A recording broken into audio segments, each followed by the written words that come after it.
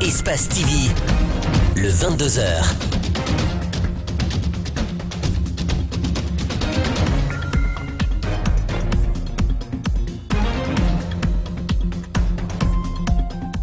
Merci de votre fidélité à Espace TV. Bienvenue à toutes et à tous. Conakry s'apprête à accueillir la 17e conférence des chefs d'État et de gouvernement ce 17 mai, une rencontre majeure d'échange autour de l'exploitation rationnelle et concertée des ressources en eau du bassin du fleuve Sénégal. La télévision nationale a célébré dans la joie les 40 ans de son existence, une occasion mise à profit pour rendre hommage aux pionniers de l'audiovisuel en Guinée et faire le diagnostic de cette télé qui connaît d'énormes difficultés. Et puis Emmanuel Macron n'en finit pas de surprendre. Le nouveau président français s'est choisi un homme de droite comme Premier ministre Édouard Philippe, proche d'Alain Juppé. La 17e conférence des chefs d'État et de gouvernement se tiendra le 17 mai à Conakry. Une session du Conseil des ministres de l'Organisation pour la mise en valeur du fleuve Sénégal prépare activement ce rendez-vous. L'OMVS s'investit pour l'exploitation rationnelle et concertée des ressources en eau du bassin du fleuve Sénégal. Les pays membres de cette organisation sous-régionale entendent fédérer leur énergie pour l'atteinte des objectifs communs. Mamadou Sadio Baldé pour plus de détails. La Guinée, le Mali, la Mauritanie et le Sénégal mettent en œuvre de grands projets pour minimiser le déficit énergétique, accélérer la croissance agricole et améliorer le transport sous-régional dans le but de renforcer les conditions de vie des populations pour rendre effective l'intégration. La bonne gouvernance, la sécurité des installations auxquelles le bassin du fleuve est confronté vont être examinées. D'autres préoccupations du moment sont exprimées par le ministre guinéen de l'énergie et de l'hydraulique. La répartition équitable du personnel, l'entrée de la République de Guinée dans le capital de la SOGEM, l'accélération du processus d'aménagement hydroélectrique de Koukoutamba. L'ancien Premier ministre guinéen est le haut-commissaire de cette organisation sous-régionale. Depuis qu'il est à la tête de l'OMVS, Cabinet Komara a consolidé les acquis. Il annonce l'intérêt que certains partenaires manifestent pour la réalisation des programmes. La Banque mondiale a fait passer de 120 à 240 millions de dollars sa participation au financement du PGIR 2 et a alloué 150 millions de dollars au volet d'urgence Initiative Sahel pour l'énergie. La Banque européenne d'investissement a mis fin à sa menace de suspension de décaissement sur le projet du barrage Fellou. La Banque islamique de développement a manifesté son grand intérêt pour le nouveau programme énergie.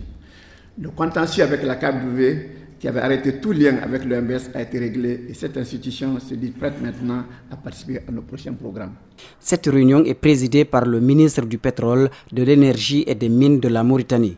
L'OMVS, dit-il, au-delà des questions énergétiques, existe pour la protection de l'environnement. Le suivi des écosystèmes par l'imagerie satellitaire, la lutte contre le TIFA, la sauvegarde des lieux de massif du Fouta Djallon, la prise en compte des effets de changement climatique et l'élaboration d'outils de planification.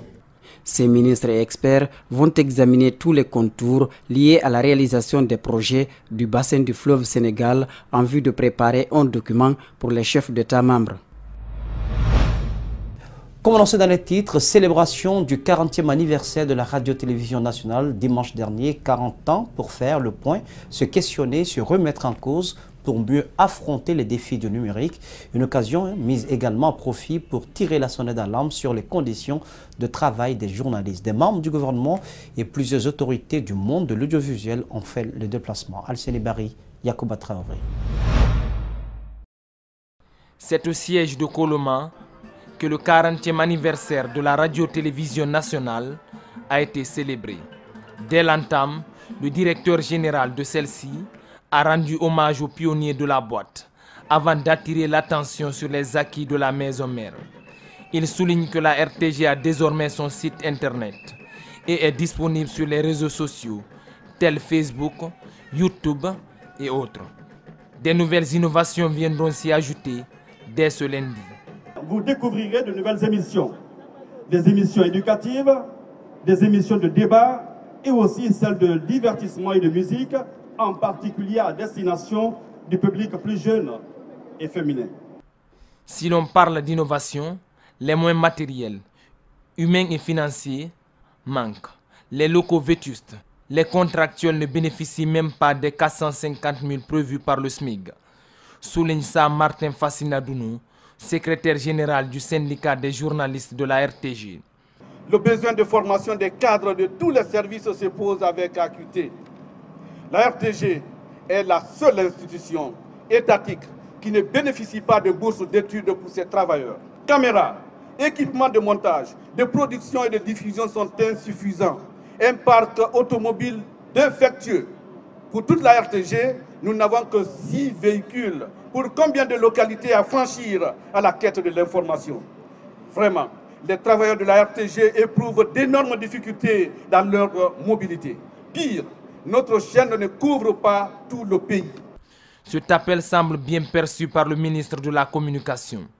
Des autres personnalités comme le ministre de la Jeunesse, le PDG du groupe Adafo Média ou encore des représentants de la télévision béninoise et maliens ont pris part à cette cérémonie. Tous sont unanimes. Il faut revoir le statut de la RTG. Bonne fête donc à la maison mère. L'Union nationale des transporteurs routiers a tenu une assemblée élective cet après-midi au Palais du Peuple. Il s'agissait d'élire les nouveaux membres du bureau syndical du port autonome de Conakry et également remettre en place un comité national de gestion du transport routier et des inspecteurs régionaux. Cette assemblée intervient suite au dysfonctionnement du précédent bureau déchu. Mohamed Souma et Yacouba Traoré ont suivi le déroulement de cet événement. Tout commence par une minute de silence consacrée à la mémoire des victimes des récents accidents de la circulation.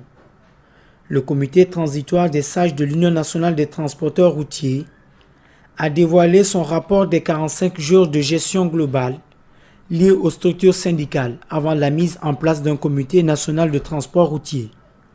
Le choix est tombé sur 69 membres et 9 inspecteurs régionaux aux compétences nationales et élargies avant le congrès. On a le pouvoir, puisque c'est le président national qui a mis cette commission. C'est lui qui nous a délégués. On a un pouvoir de travail.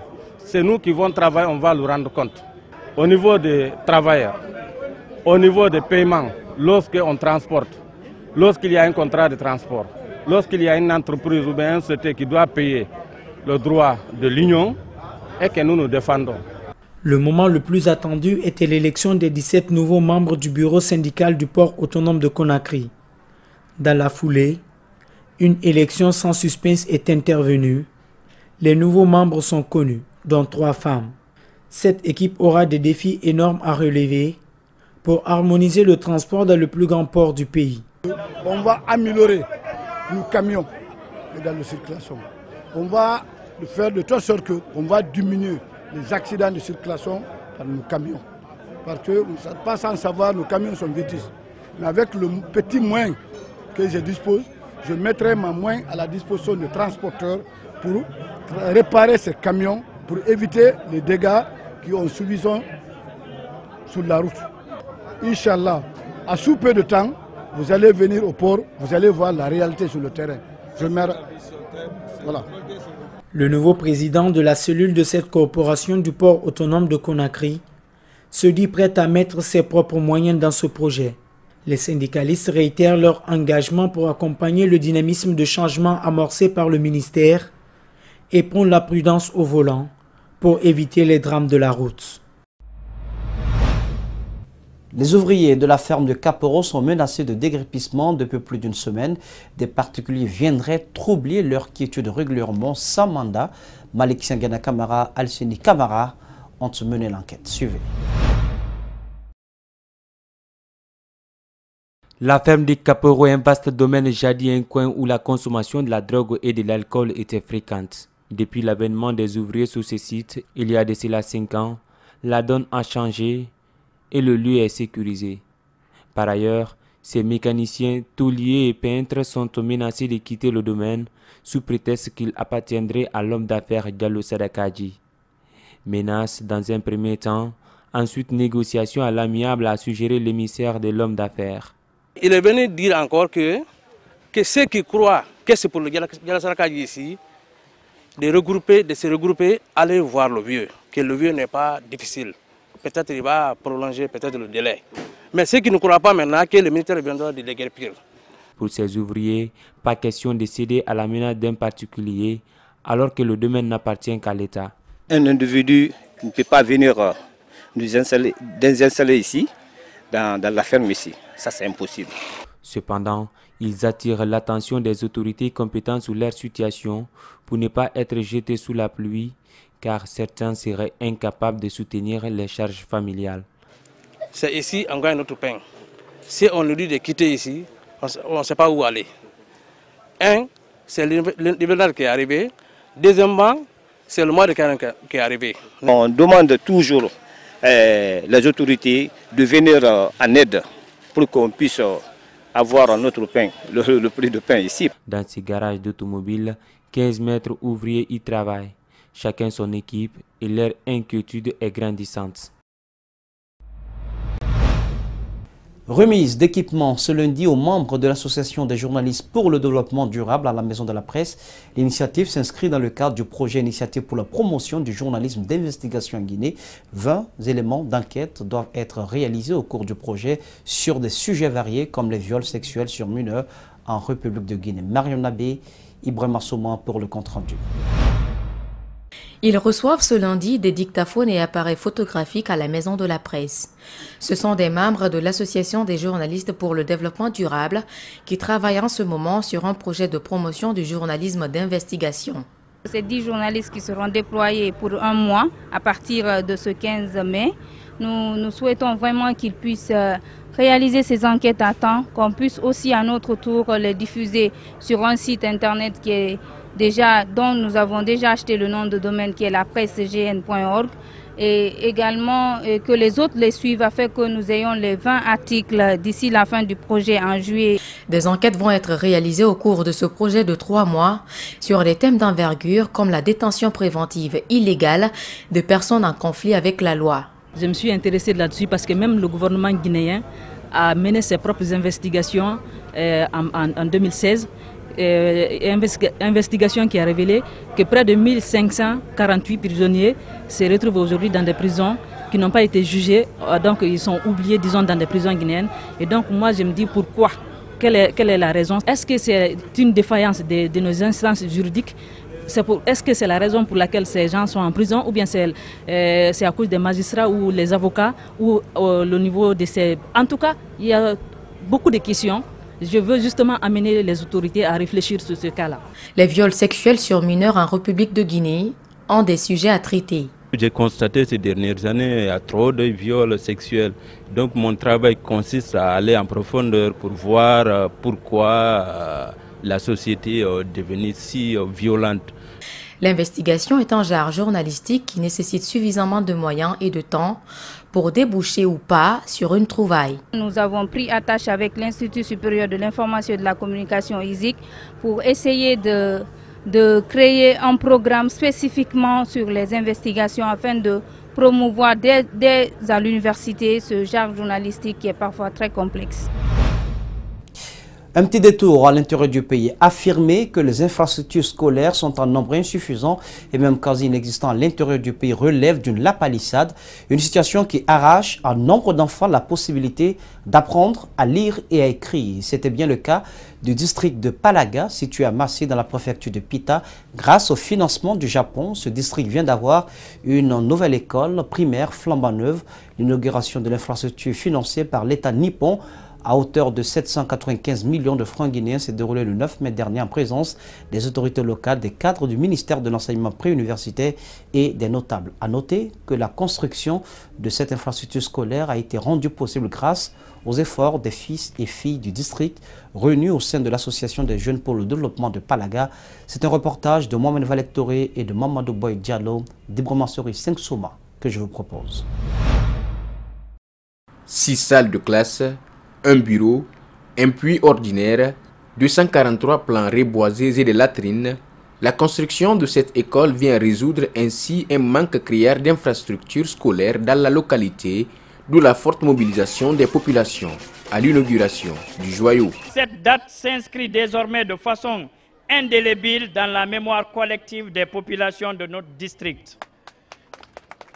Permettez-moi, honorable hôte, de saisir cette opportunité solennelle pour exprimer notre satisfaction et notre remerciement à l'endroit du gouvernement du peuple japonais pour ce geste à la fois humanitaire et de développement. Le préfet de Pita, dans son allocution, a salué la coopération guinéo-japonaise et invité les bénéficiaires à entretenir l'école. Je félicite l'association pour le développement de Palaga, qui s'est impliquée, n'est-ce pas, pour que cette action soit possible. L'occasion est ultime, n'est-ce pas, pour que, à votre nom à tous, population de Pita, population de Massi, je vais donc vous inviter avec ce bijou que vous avez obtenu, au-delà, n'est-ce pas, de l'effort que vous avez fourni, n'est-ce pas, pour obtenir, n'est-ce pas, de vous impliquer pour son entretien. Parce que ce qui est bon. L'ambassade du Japon promet de continuer à œuvrer pour le bien des populations dans les zones rurales. Ce projet s'inscrit dans un des secteurs prioritaires de la coopération japonaise, c'est-à-dire l'éducation. Les jeunes sont un des fondements sur lesquels se bâtit l'avenir d'un pays.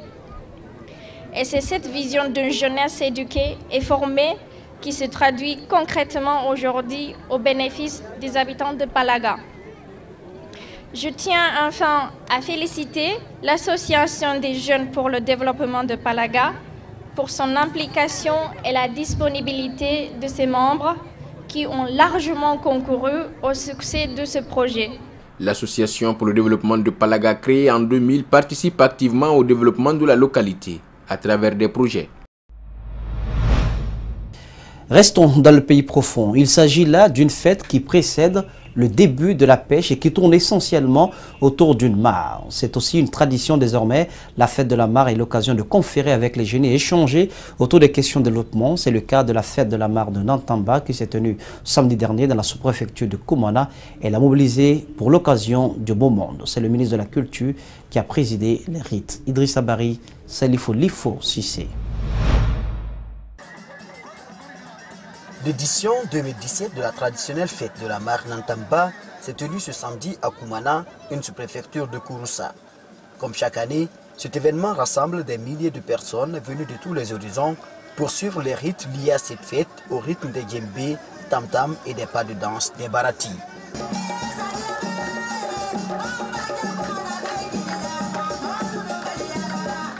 La célébration de la fête de la mare, au-delà de la réjouissance, c'est une occasion pour les communautés de se retrouver afin de renforcer leur cohésion.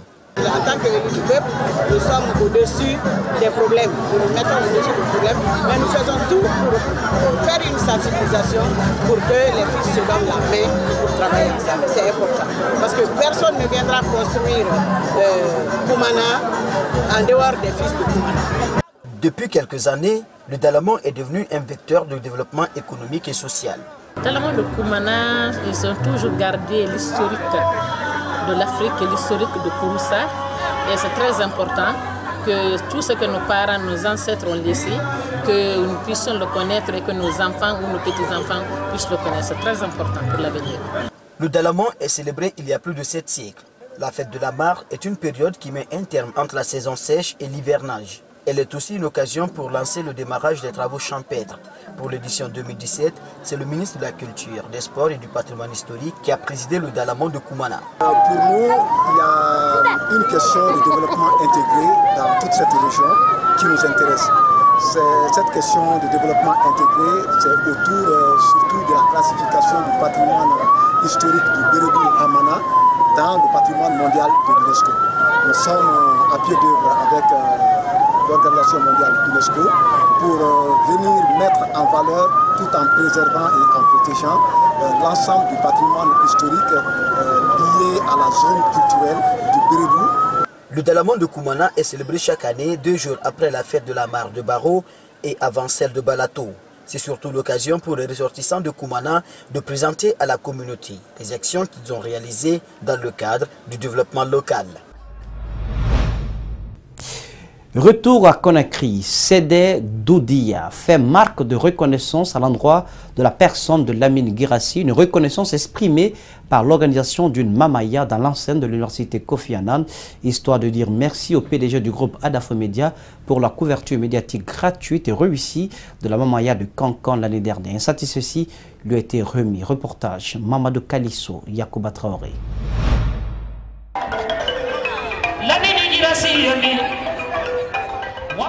De Kankan à Boké, ils étaient plusieurs dizaines à avoir rallié l'université Kofi Annan de Guinée pour assister à la Mamaya organisée en l'honneur du PDG d'Adafo Média pour son implication à l'émancipation de la culture guinéenne de façon générale et la Mamaya de Kankan en particulier. Monsieur Lamine Guirassy nous a donné cette chance-là, il nous a donné cette opportunité l'année dernière en couvrant toutes les activités de la Mamaya, c'est-à-dire en elle-même la danse, et ensuite tout ce que la Mamaya apporte à la ville de Kankan en termes d'infrastructures socio-économiques. Et ça, il a fait gratuitement. Cette danse a été créée en 1947 à Kankan par la famille Diabaté. Depuis, elle fait la fierté de toute la région de par sa particularité. Nous avons été émerveillés par cette danse que souvent certains intellectuels taxent de populiste, alors que c'est une danse structurée. On la danse avec classe et grâce. Je suis très heureux d'être là. Très touché aussi par cette reconnaissance, Lamine Guirassy a esquissé quelques pas de danse. Il se dit à la fois heureux et surpris par cette distinction qu'il met au compte de tout son organe de presse. C'est la presse guinéenne d'abord qu'il faut remercier, c'est très important dans le sens que nous on a voulu faire notre boulot en partant sur le terrain, en mettant la Guinée en valeur, c'est ce que nous avons fait. Quand on lançait Espace TV, les gens ne nous attendaient pas à ce créneau-là. Maintenant, nous sommes là, on se dit d'abord c'est le bas peuple, la Guinée d'en bas. Donc c'est ce qui fait la différence avec les autres finalement à la fin du compte. Donc voilà, je pense que c'est important. À la fin de la cérémonie, un satisfecit lui a été décerné par le CD Doudia. Les sages de Kankan ont exhorté l'animateur principal des Grandes Gueules de continuer sa trajectoire en toute honnêteté et impartialité. Et puis, à noter que le roi du Zouk Manding, Fodé Barro, vient d'être choisi pour représenter la Guinée en Russie. Nous vous donnerons plus de détails sur cette bonne nouvelle demain dans le 22h. Mesdames et messieurs, ainsi prend fin donc cette édition d'information. Le cadrage pour vous, Abokoria Kourmon, était présent. À la régie, Richard Lama, Nalaï Silibé. Le tout sous la supervision technique d'Ali Kabel de Francis Collier. L'info est aussi sur espace-tv-guinée.info. Merci de votre aimable attention et passez d'excellents programmes à notre compagnie sur Espace TV. Regardons mieux.